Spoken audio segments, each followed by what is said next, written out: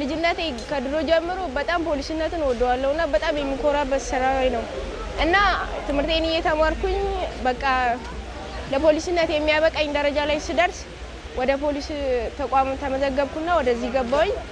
ስልጣናው በጣም አሪፍ ነው፣ በጣም ደስ የሚል ነው፣ ገንቢ ነው፣ አስተማሪ ነው እና ስልጣናው ትንሽ ቻሌንጅ ቢኖሩትም እውነተኛ ለአገር የቆመና እውነተኛ ለህዝቡ የሚቆም ወታደር መሆኑን ፍላጎቱ ስላለኝ ለሀገሬ ጠንክሬና በርትቼ ቁሜ ይሄው ዛሬ ላይ ደርሻለሁ። ሀገር ቤት እያለሁ ማለት ነው ሌላ ስራ እየሰራው ይሄንን ስራ በጣም ይወዱ ነበር።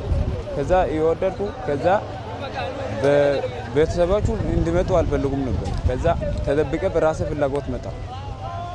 በጣም ለመምጣት ጉጉት ነበር። ከዛ በፍላጎት መጣ። ከዛ በፍላጎት ቤተሰቦቹ ሳያውቁ መጥቼ እዚህ ቤት ገባው።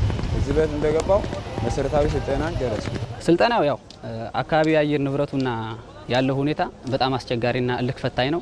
ቢሆንም ግን በሚሰጡን የኮማንዶ አሰልጣኞች ስልጠናውን በአግባቡ በመሰልጠን ለተሻለ ደረጃ ደርሰናል። ከዚህ ቀጥለን እንግዲህ ለምን ሰለጥነው ለሀገራችን ለማገልገል ህዝባችን ጋር አብሮ ለመኖር ህዝባችን በሰላም ወጥቶ በሰላም እንዲገባ ለማድረግ ህዝባችን ከየትኛውም የሀገር ጋራ እኩል ለመኖር ለማድረግ አሳምረን የምንሰራበት ጉዳይ ይኖራል ብዬ ገምታለሁ።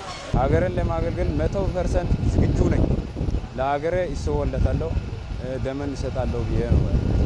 አሁን በኮማንዶ ላይ ስመረቅ በጣም ደስ ብሎኛልና ምክንያቱም ከዚህ በኋላ ሀገሬን ለማገልገል በጣም በቁርጠኝነት ቁሜ ህዝቤንና ሀገሬን ለማስከበር በስነ ስርዓት ቁሜ አገለግላለሁ እላለሁ።